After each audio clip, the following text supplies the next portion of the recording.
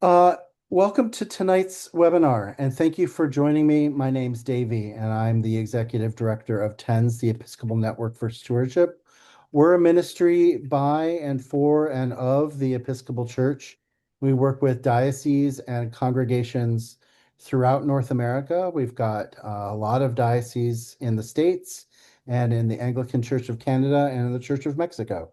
So we hang out all over the place and we do great work with congregations, and I love this kind of stuff where we can get into a diocese, meet people, and learn from each other.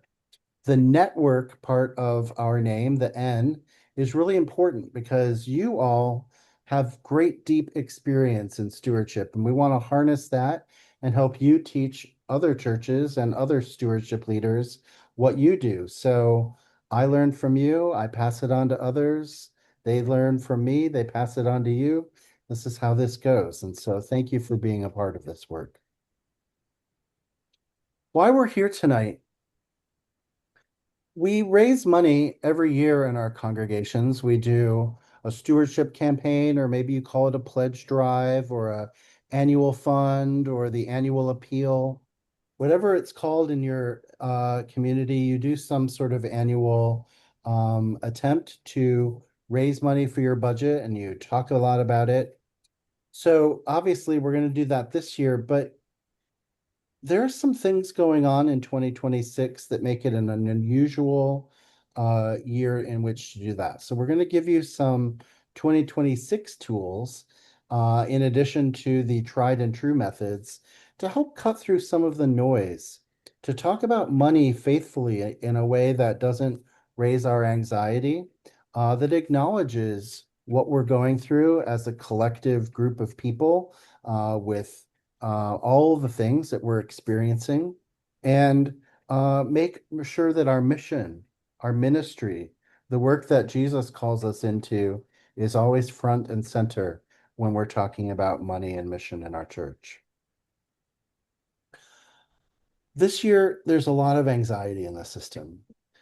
You can't turn on the TV or the radio or open a newspaper if you do any of those things, or go on social media without hearing about uh, some forecast that looks terrible, some anxiety in the system. And so this year, we really want to have everyone be able to take a deep breath and lean into the pastoral work of stewardship. Every conversation we have about money and church is a pastoral one because we don't just bring our dispassionate selves to that conversation. We bring in our own thoughts about money, which can be good and bad, and positive and negative, and frightening and enlightening at the same time. We bring all that in. And so when we're talking about people's life and labor, we're talking about things that can cause them pain and joy, the way we celebrate and the way we reserve celebration. And we have a changing landscape. Our markets are strong, but our affordability is less. And that's a unique situation for a lot of us. We haven't experienced that in many decades. So this requires some deeper formation, a clearer, cleaner, louder, bolder invitation to participate, to cut through that noise, and to be relational leaders. What hasn't changed, of course, is that people still give when they trust what's happening with the mission, when they can understand it and articulate it, and they understand why we do what we do in church. When they understand the need, and the need goes beyond keeping the lights on and the doors open, but goes into what our neighbors need and what we need from our community and how we respond to that. What hasn't changed is that people give when they're invited, when they're asked, right? And that's something that we can't ever take for granted. Even when we do these things on an annual cycle, even when we think everybody knows that we raise money and we have pledge forms and we pass a plate in church and this is what we do, not everybody feels invited unless they're asked. Invitation is really strong, really powerful, really deep. People give when their gift matters and when they know that their gift matters. When they understand that every dollar that they give goes to ministry and they see the impact of that. So we need to tell that story, help cast that vision. Also, they experience giving as meaningful. What is new is that the church has fewer habitual givers than it has in years past, and that's a number that's been trending that way for a while. There's more anxiety in the system. Last year, we were talking about will there be a recession, and then we didn't quite get a recession, but we got other weirdness. And this year, we're talking about affordability. There's more stuff in the system. There's also a greater expectation that we do a lot of this online. That's communicating, storytelling, and asking for money and being able to fulfill pledges and gifts online. So making certain that we have the digital tools necessary to do that is a really important part for 2026 stewardship. There's a lot of competition out there for our attention. Social media, the news cycle, our friends and neighbors, everyone's talking and everyone is not talking about the same things and at the same volume. There's a lot of different conversations happening out there. How do we in church keep the focus on the mission and the ministry of the church? I want to share with you a couple of slides about the big picture. And this is to sort of put us in the greater context of what fundraising is like in the United States right now. And this first graph helps us take a look at how giving to religion has increased over the last 40 years. $151 billion is an incredible amount of money in a year to give to religious causes. And this is a big number, but it shows that people really care about this. The charitable dollar that's coming through churches is strong. That's the good news. The less good news is that lots of organizations are asking for people's money and for their participation in their mission. And you can see by this graph that in the last 40 years, where the church used to count on more than half of all charitable giving in the United States, so that tan bar at the top across all these graphs represents the church, not just the Episcopal Church and not just Christians, but also mosques, temples, all religious giving. But you see, religious giving used to get 55%, more than half of the budget. Now it gets 24%. Still the largest percentage, but what this tells us is that our nonprofit siblings are getting really good at asking for money and they have a compelling story to tell and a reason why people are giving to them. So arts organizations, healthcare organizations, social justice ministries and charities, um, arts organizations, environmental organizations, they all have a development function now that was only beginning to be developed professionally back in the 80s. It's now a significant movement in those organizations, and they're doing a really good job of getting their message out. What this tells me is the church isn't quite keeping up with the times in getting our message out too, because we do great work. We change lives every day. We offer services to communities that aren't available through government or other charitable needs. The church educates, shapes, steps in to help people who are unhelped by other mechanisms all the time. We're not telling that story enough because we're losing our mark, and it shows that other people are telling that story, and we need to get better at it. So this is a reminder to us as church to tell our story, to claim our role in changing lives of our neighbors and ask for that gift from people because they're getting all of your members are on everybody else's list. as well. The symphony, Save the Planet, their school, the ACLU, whoever they're giving money to, they're on their lists too. So help your members understand why their gift matters to your church and why they can give it. Let's look a little closer to home and see what this looks like in the Episcopal Church in 2025, which are the numbers that we have from those parochial reports that everybody worked on back in March. So we've been watching this trend for a while in the Episcopal Church. We've had a decrease in active membership, although it's less than it used to be. It was around 5.4% 2 years ago, and that it's lessened to 2.1% decrease is somewhat good news. Um, and we've had an increase in Sunday attendance. That tension is really interesting. Decrease in active members, increase in Sunday attendance. Are they not being counted because they're not um, canonically members in good standing and therefore aren't included on the parochial report? Are they showing up in different ways? How are we missing that number? Because they're telling us that they're in church, but when we fill out our paperwork, they're not showing up. So there's a tension there, something for us to pay attention to.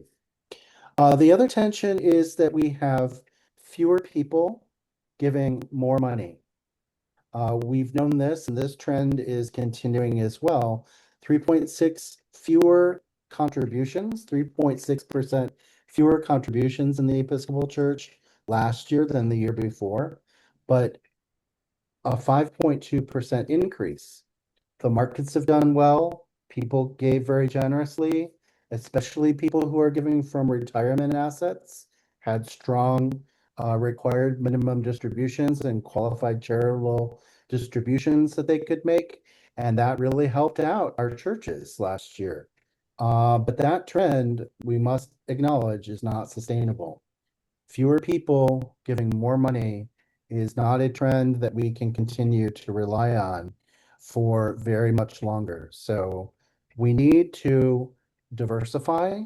We need to think about that.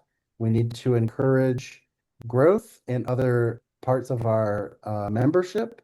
And we need to make certain that we are staying on top of that. Okay, that's the end of the bad news. And we're going to move into hopeful things now to address that, how we can talk about this proactively. When we have fewer donors, it puts a lot of pressure on those members who give all the time, and that can cause all kinds of weird dynamics. We also have less participation in the mission, fewer people who are showing up.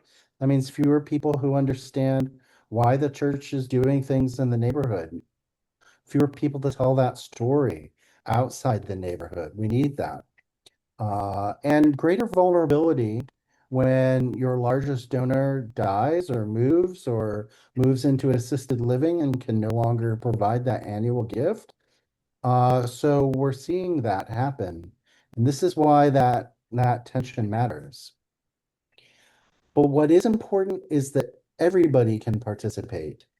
And we see a lot of growth in that base of the giving pyramid, those small and medium gifts given faithfully that add up, that make a difference in our budgets, that might not be the big gift that you call on, but are the bedrock of our campaigns and our churches. People practicing faithfulness and participating that they are members of the body no matter where they are. They're saying, this church matters. I'm a part of this mission. It belongs to me.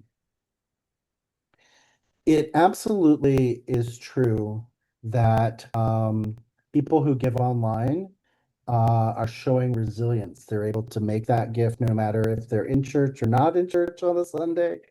And the average online gift is more than the gift you would put in a plate.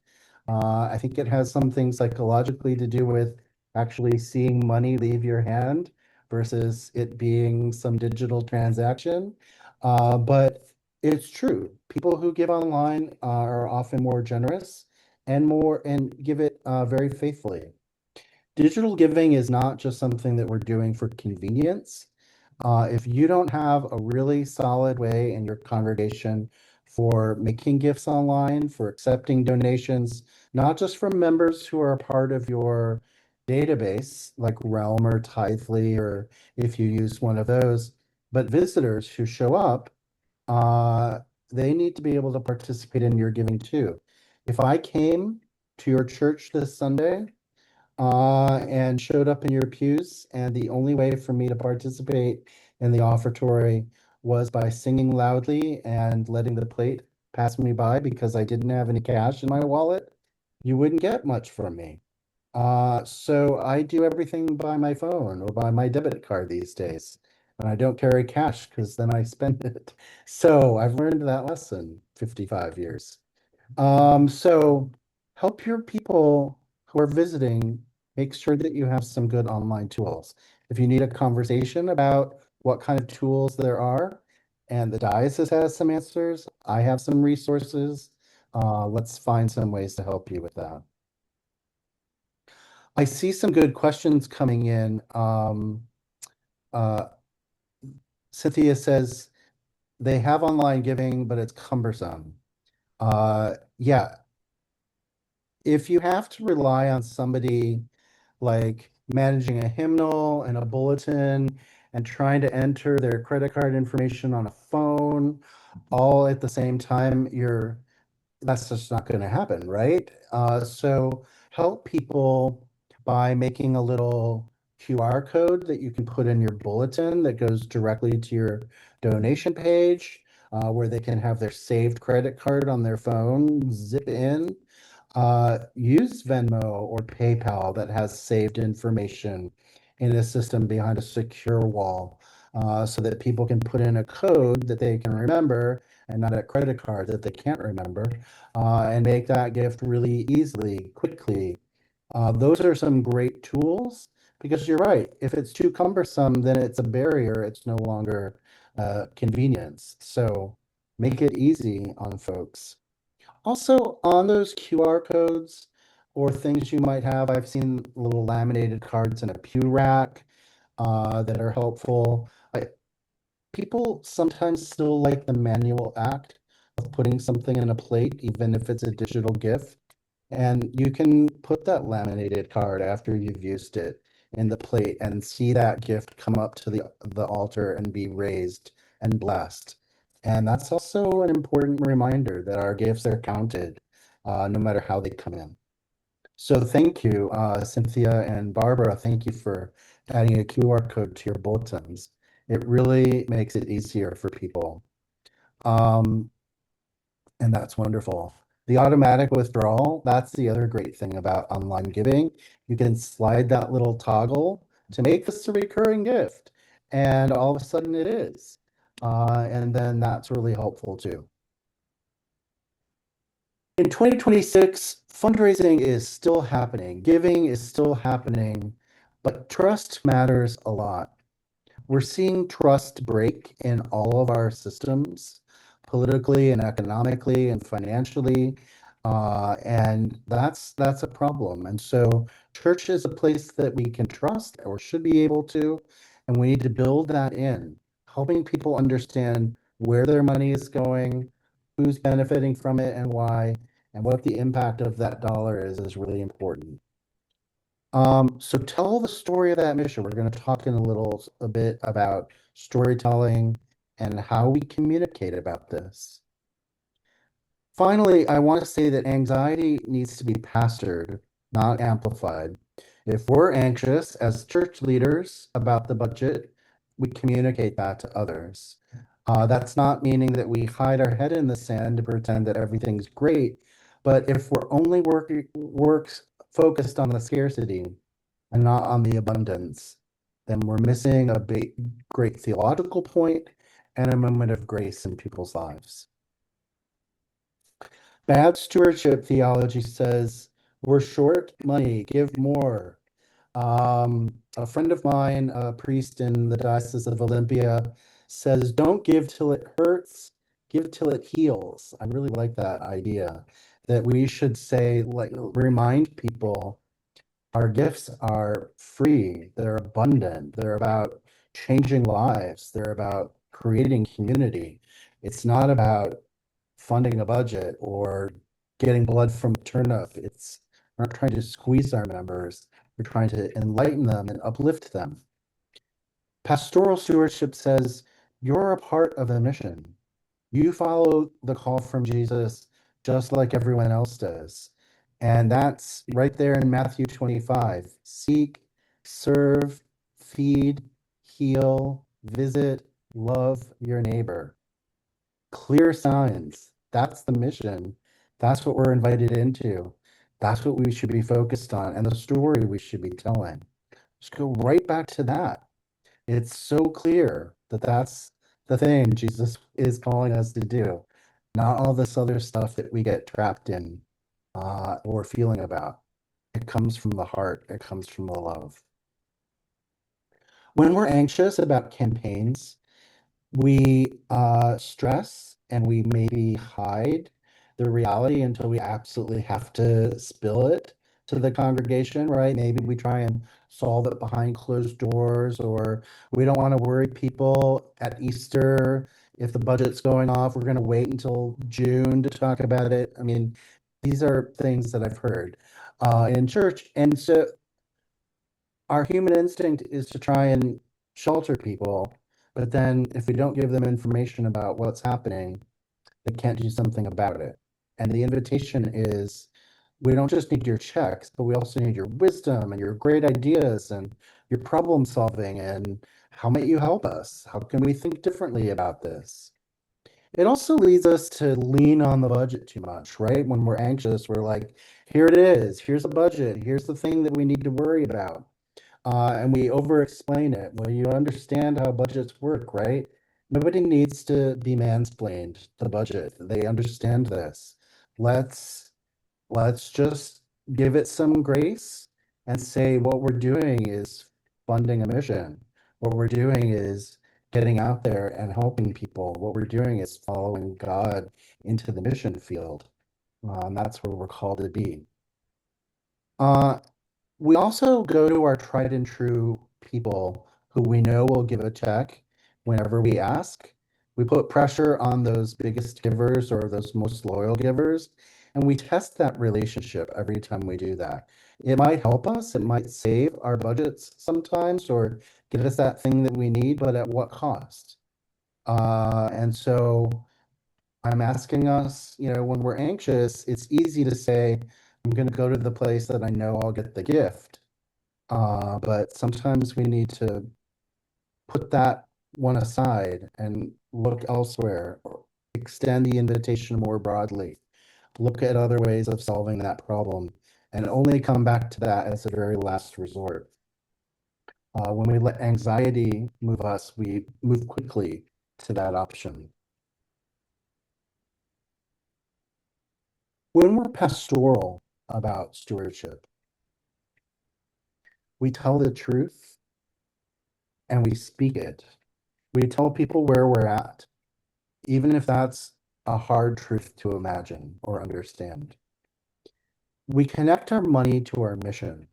We don't just say we're funding line items, we're keeping the doors open. I read stewardship letters. People send me stewardship letters to read every year, and I love that. It's one of my favorite parts of my job. I get my red pen out and I go for it. Um, and things like, we buy office supplies. I'm like, that's what you put in your stewardship letter? Like, yeah, you bought office supplies, but nobody cares about paper clips. That did not move the needle forward in mission. And bless them because they're working it hard and they're thinking about the things that we do. And I know that they metaphorically were talking about paper clips, but it showed up in the letter and I was like, no, we're doing more than that. So connect our money to the mission, to the work that we're doing. If you really need those paper clips, they better be really used in your mission in some very important way. Um, it also invites every household, right? Not just the ones that give the most, but the ones that every gift matters, no matter how you participate. We're going to talk about this later, but I'll mention it now. Meeting donors where they are. So if people don't want to make a pledge, but they want to give a gift, yes. If they don't want to fill out a form, but they'll do an online gift, great. Um, Meet people where they're at and don't force them into a way that makes us comfortable. Um, Meet them where they're at and help them be comfortable with their giving. That's at the end of the day going to be the most sustainable giving relationship that we can do. Instead of asking, how do we get people to give more? You've all been in this investor meeting. You've all been in the stewardship committee when we say, how do we get people to increase their gift? How do we give people, why can't people give more? What should we be doing and saying? I think that's a place to ask that question inside your head. Don't verbalize it. The question that should come out is, have we helped people understand that this is a way to be generous, that there's work to be done here, that there's mission to be done, that there's inspiration? We pivot away from trying to get the gift and we move into forming disciples that are generous. The journey of generosity starts in with the creation, when God, through God's abundance, created an entire universe for us and gave it to us to steward. And then God created us, the agent of transformation. All of those gifts of creation, everything that is a noun, can come through us and act with our love to be translated and transformed at the other side into mission and ministry to serve God's people. That's the journey of generosity. Abundance leads to gratitude, leads to generosity. And we're at the center of that story. It's us who, using our love and our ability to be in relationship with others, create all that God has given into ministry that God needs for God's people. That's the stewardship journey. And that's beautiful. That's not passive, that's very active. This year, as you think about your campaign, as you think about how we approach the fall, let's move into some new tools or some reframing of the tried and true tools. Let's start now, if you haven't started already, talking about our stewardship journey, our formation, our gratitude, our giving throughout the year. If you reserve it all for October, then that's what people associate with the campaign, with being asked.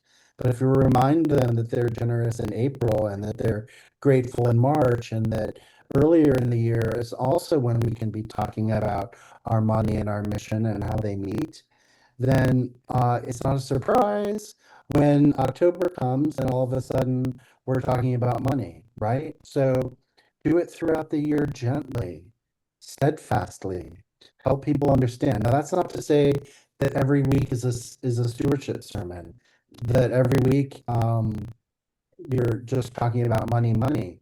Although there's some pretty good precedents for talking about money often. The big J, 40% of the parables, 16 of 40, are about money, stuff, things, and our attachments to them. So let's remember that. Jesus stepped into the conversation about money a whole lot. And we can too. Maybe not 40% of the time, we wouldn't have much of a congregation left, but some of that time we can also take to remind people that this is an ongoing relationship, not just at campaign season. Let's engage in some mission storytelling. We're going to talk about storytelling in a bit and how to form storytellers, right? Not everybody can stand up and be ready to tell a story, but we can teach that skill. And churches are great. So many of us, myself included, got our first public speaking opportunity in church, right? So let's remember that this starts early. The testimony, reading, standing up in front of a group of adults, we learned this early in church and we can do this. So church is good at this skill. We can teach storytelling. And in fact, we have a great model for it because the entire revelation of God is told to us through stories. And that's how we get the message. It's not just some science textbook. No, it's told in the story of people and human relationships and life experiences, whether those are in the first century or before the first century or in the 21st century. The story of God and the story of God's people is told through stories, storytelling. Um, let's offer and make certain that we're offering many ways to give. And I'll talk about that. Let's talk about this meeting your donor where they are, the donor-centric fundraising model. And I'll give you some tools for that. And make certain that what we do in our stewardship is also reinforced by our liturgy. We've got, we should be praying and teaching about it in church, not to call God down on us to give more, but to open our hearts and our message to the mission and ministry. And whatever Episcopalians are liturgical people. You put a liturgy in front of us and we get it at a different level. So use the liturgy to our advantage and help us understand that.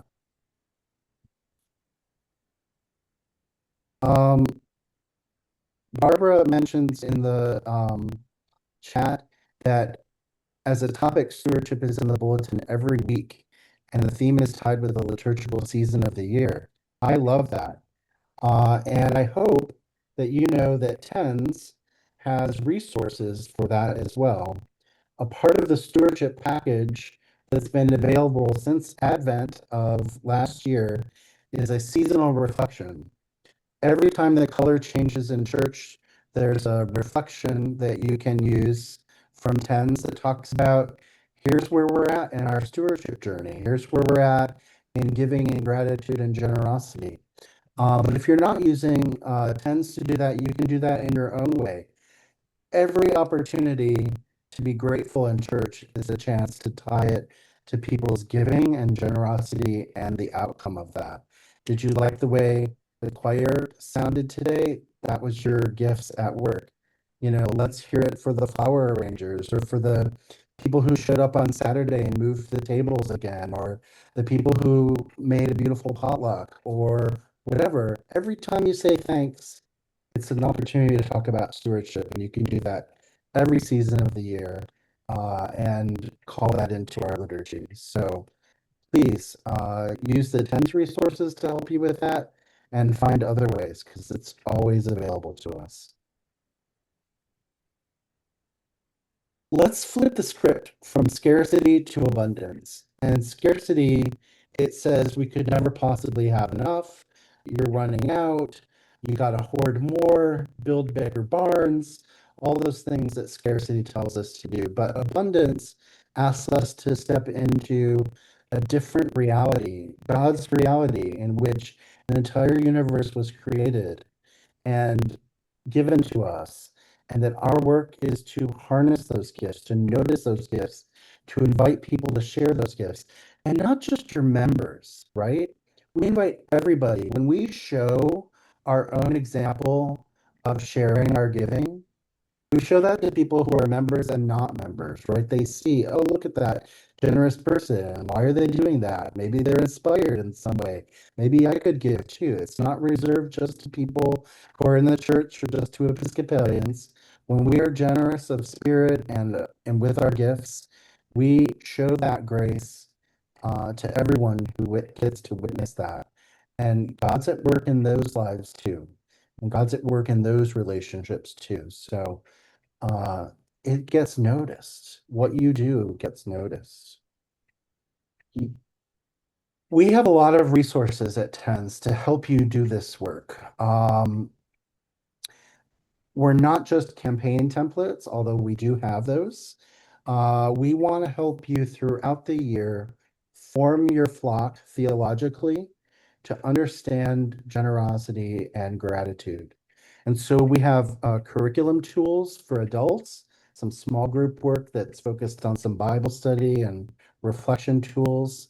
We also have those for households and families that you can take home and do little activities around the table with your kids, intergenerational work, so that, this message about how we give and share and how we live into a theme together or a stewardship idea together is deeply foundational and can be taught in formation. Our godly play or our Sunday school is a great place to teach this ministry as well. There's so many stories in the Bible about people giving and sharing that we can call out and help our kids understand how this starts really young, how this is part of our Christian message. As I mentioned, we have these seasonal reflections, and you can download them as a package at the beginning of the year. And there are still a couple to go left this year. We have one for late Pentecost. We have one for the season of creation.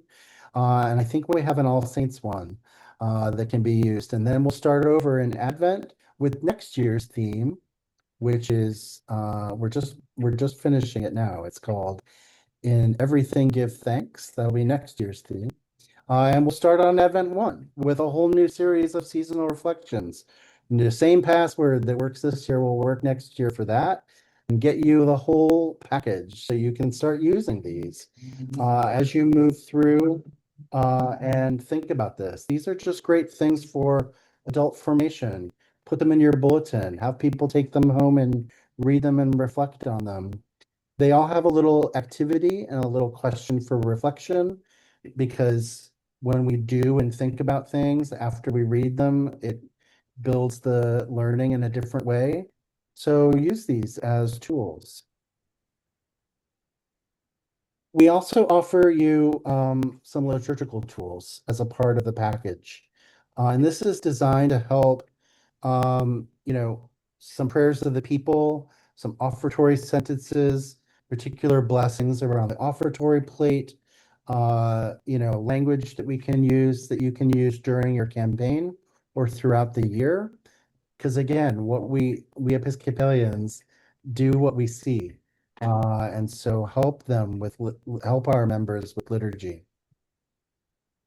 I talked about these formation pieces in adult and so it's a weekly curriculum. It's a 5-week curriculum that you can use alongside your campaign or anytime during the year to help people understand where they can derive some inspiration for our gratitude and our generosity. And again, when we take it out of the context of give, give, give, and put it into the place of our relationship to the universe and God's call to us to share, we are doing formation work, not just stewardship and fundraising work.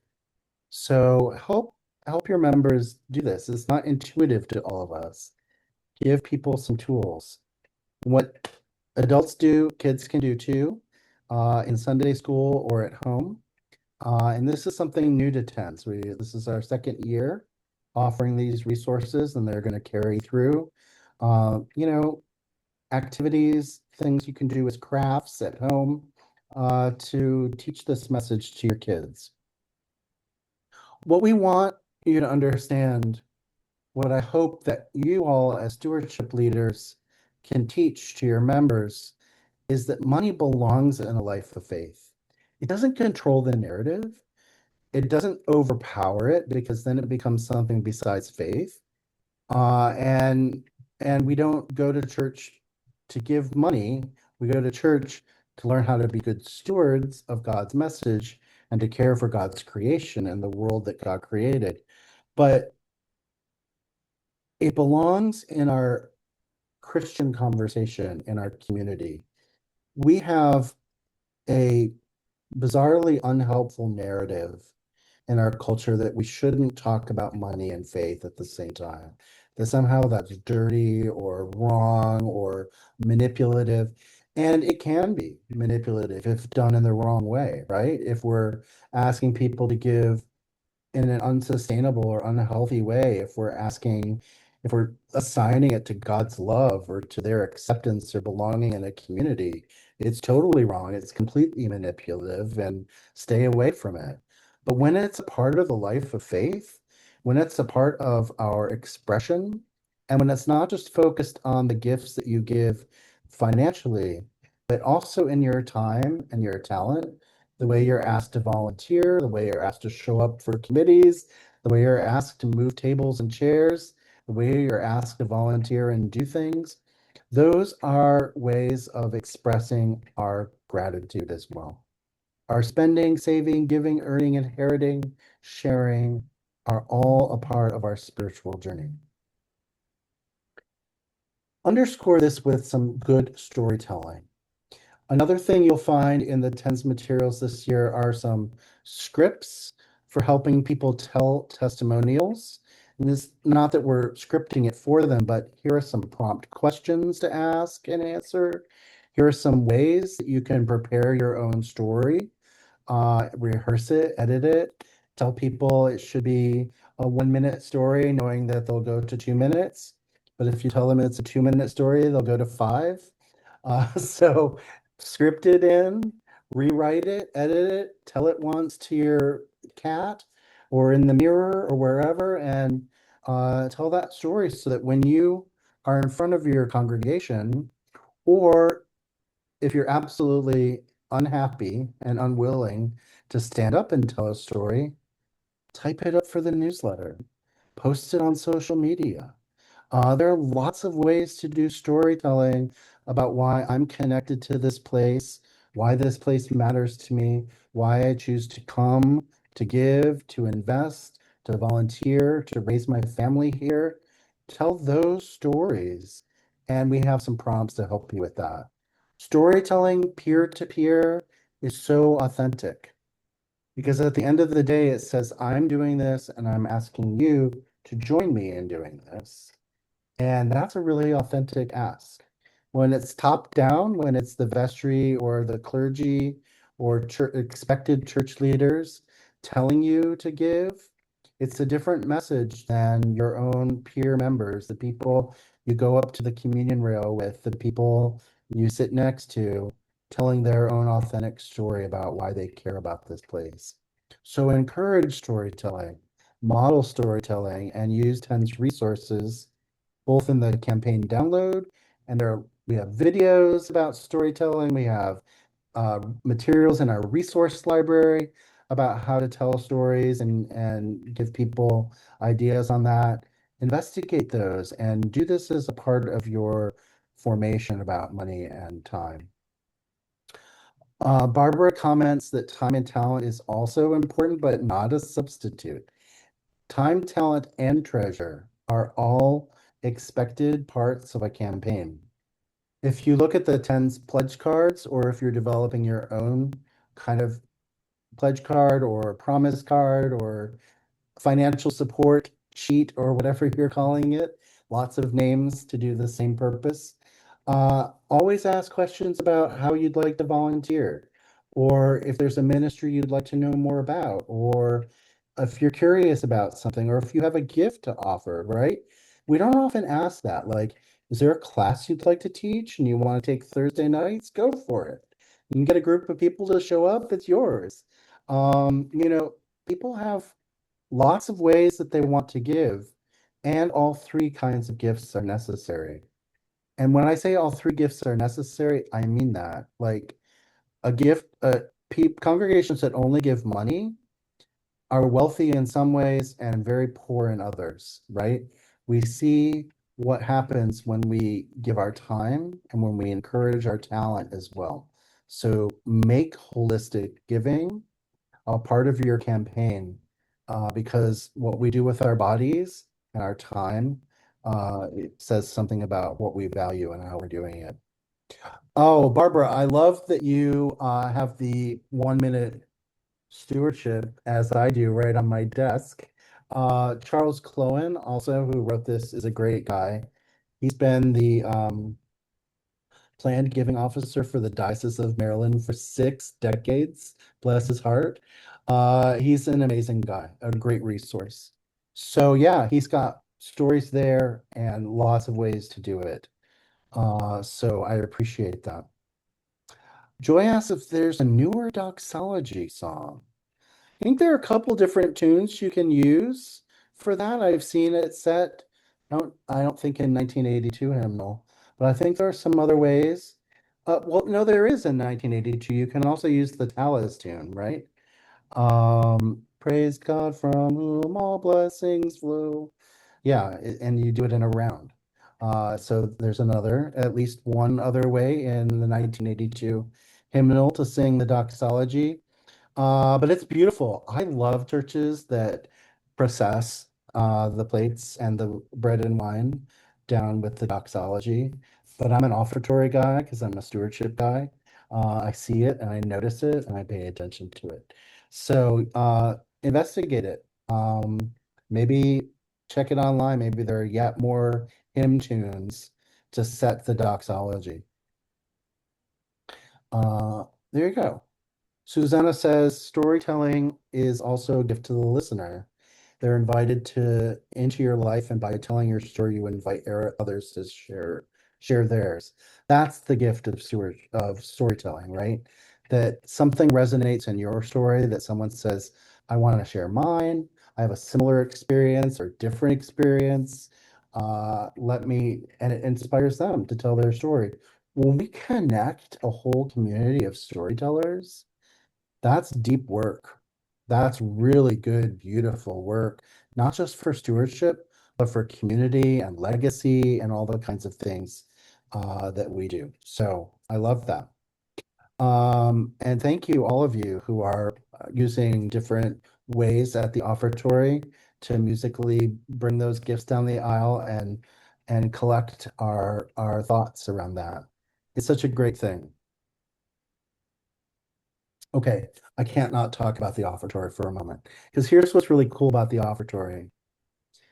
We move the gifts of bread and wine and money and anything else that we're bringing to the altar down to the altar to be gathered, blessed, broken, and shared with the world in need. And then we move down the aisle to the altar to be gathered, blessed, broken, and shared with the world in need. So what we do with our gifts is done to us, and it all happens, the transformational act all happens as we gather at the altar together. So if that sent a little shiver or a chill down your spine or a little zing in your heart, you're more of a stewardship person than you thought you were. And it's really good stuff because that matters.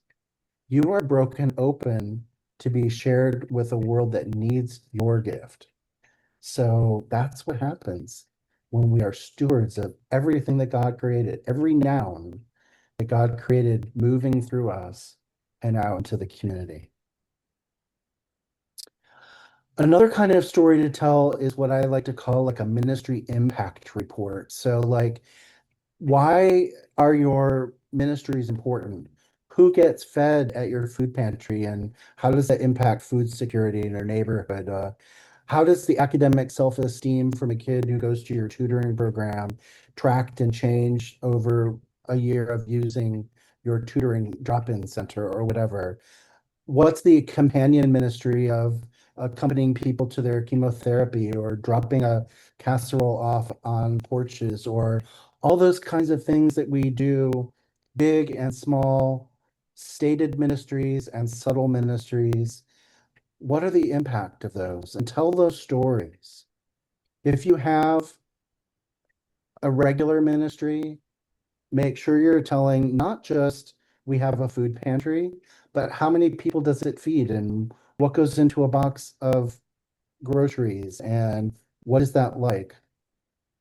And if there's any way that it's appropriate for someone who benefits from one of your ministries to share the story of what that gift means to them, tell that story too. Have them write it up or invite them to tell it, or we all are videographers with our phones. They can take a 30-second video and share that story about what that, if it's appropriate to tell that story, tell it. Because that helps people understand that their gift actually has an impact. It changed a life. It did something in the community. It mattered. So how can we adopt some new practices so that this year our stewardship campaign isn't last year's stewardship campaign? How can we take this world and the noise and the craziness, but also the gifts that we're learning by resisting and by developing stronger communities? How can we take all of that and turn it into a really healthy, beautiful campaign this year? Plant seeds. We just had 2 Sundays in a row of seed planting gospels, right? We had the wild sower who sows everywhere, and then we had the tidy sower and the enemy with the weeds. So we've heard two planting gospels in a row. That's what we're doing with these stewardship stories of abundance and gratitude throughout the year. It's not heavy hitting, it's soul hitting because we're planting gentle seeds and letting them fall where they will and sprouting up where they come.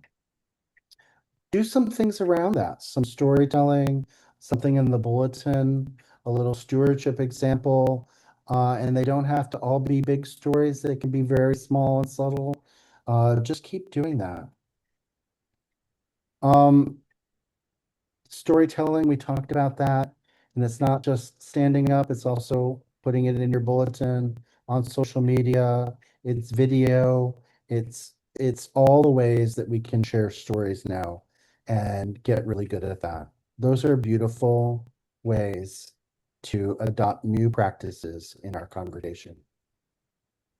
We talked earlier about donor-centric fundraising, and I want to make sure that this year you have all the avenues available to you in ways that people might want to make a gift to your church. For certain, people who are living on retirement assets have a great tax advantage in making using their required minimum too many syllables, required minimum distribution and qualified charitable deduction to give a gift to the church without it hitting their bank account, therefore hitting their taxes. This is a great tool if you're not doing it to remind people that they have this option available to them. Uh, Use your banking system. Those automatic checks that you can set up, like a bill pay or something like that. The church gets a check from you every 2 weeks or whatever frequency, but you don't have to write it or think about it. It comes out of your bank account on a regular basis that you set up. Of course, we can give our appreciated stocks and securities. The market has been wild this year.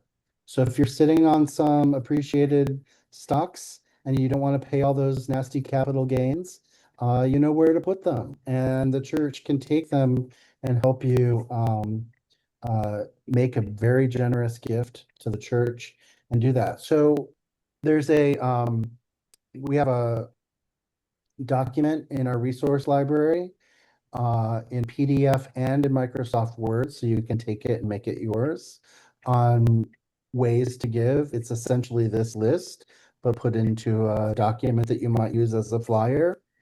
This came because I went to the symphony last year, and on my seat as I sat down was such a brochure, like all the ways I could make a gift right then to the symphony with a QR code and with, a legacy gift. Are you ready?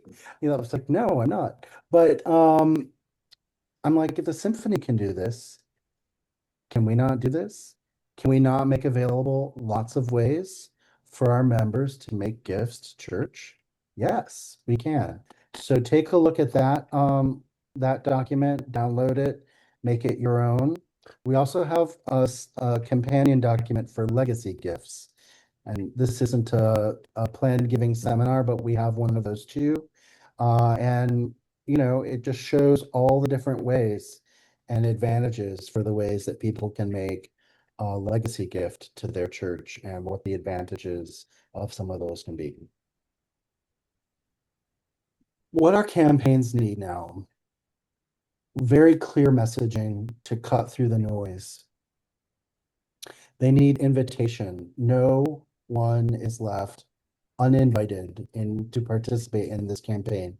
Every gift matters, no matter how you want to give it.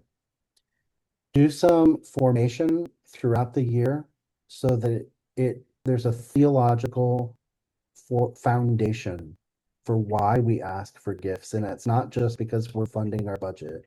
It's because we are doing the work that God calls us to do. And ministry takes time, talent, and treasure to enact. So keep that message simple, but keep it constant. Adopt all the methods that you need. Make certain that your online giving is good, that it works. If you are testing out a new platform, if you've changed platforms, uh, do a couple of tests.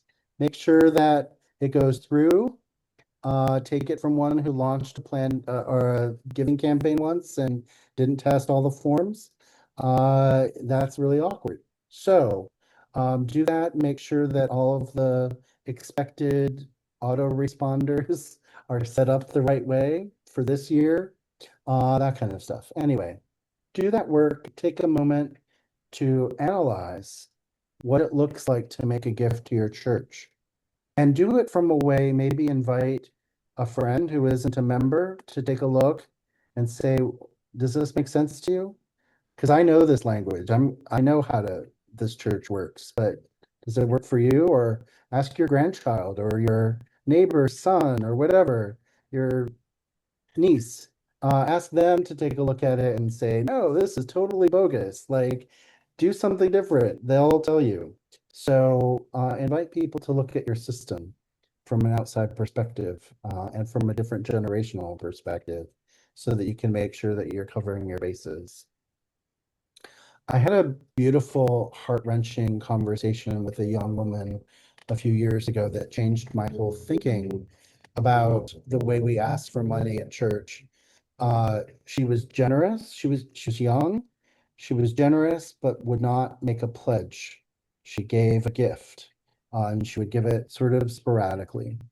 And I asked her, why won't you fill it? The treasurer would really like you to fill out a pledge form. It makes it easy to budget. We can track it. And she just said, I don't want another debt contract. I have student loans. I have a car note. I've got rent. I don't want to owe money to my church. I want it to be something that I give because I love to give, because I want the church to succeed, because I care about what's happening here. Great motivation and good lesson for the stewardship guy to say, yeah, you could just make a gift and we can figure that out. So listen to people and where they're at with the kinds of campaign they want to be run and give them what they need to do it, because that's the campaign that needs to happen in your church this year. I'm just looking at the chat, some good phone numbers and information being shared. Thank you for that. All right, almost done here. So this year, please don't just send one letter and hope for the best. Don't apologize that we have to run a campaign. It's like the worst thing on your first kickoff Sunday that you can say is like, I'm so sorry, it's that time of year again. Because then it feels like it's not normal, right? It feels like somehow this is wrong or, not a part of our spiritual life. And at the end, don't say, now back to normal or back to you. Like, I know we do this sometimes as a joke and we're feeling anxious or nervous. And so these things come out of us before our filter catches us. But think about that language really clearly and make certain that we're not doing that. Make some intentional choices about this year's campaign. Tell those clear stories, invite everyone, and talk about stewardship year round. You don't have to do everything this year. You just have to do one thing. Start one new practice, pick up one new habit, and then add to it next year and the next year and the next year as you rethink about running your stewardship campaign. You want people to say, I belong, I'm a part, of this mission. Without me, this mission wouldn't be everything that it is. I'm important to this mission, and my time, talent, and treasure matter to it. That's not that we hold it all on our shoulders or in our hearts, but that we give and we participate. The goal of stewardship is not to make people anxious enough to give or share or increase their giving, but the goal is to form people deeply enough that they can respond, that they can search and discern within their own budget and household and mind and heart what God is calling them to do and how they can respond appropriately. Maybe that's giving more time. Maybe that's giving more talent. Maybe that's giving more treasure. Maybe that's keeping everything going because the plates are already spinning. Whatever it is, give people the grace to respond by inviting them into it without anxiety, with a clear pastoral tone, with all the love and the messaging about mission. So our theme this year is Plenty Good Room, and it reminds us that there's always room for more in God's kingdom. It comes from an old spiritual that you might have sung. Some of it's not in 1982 hymnal. It's around in other hymnals. But Plenty Good Room, just find a chair and sit down. It reminds us that there's always another seat at the table. There's always another place in God's house. There's always room. As we look at being a welcoming, inclusive community, uh, full of invitation, full of promise, that's what we hung our campaign theme on this year. If you like it, great. If you like our other campaign themes, like my water bottle today is Tell Out My Soul, which was our campaign theme a couple of years ago, use that one. It's all good. You have them all available. Find the one that resonates with your congregation and go for it because it's going to be good. The keys to the kingdom are found in our Bible verse for this campaign. Matthew 22:4 is the password that opens our pledge campaign resources. Everything else on our website, our storehouse of videos, our resource library,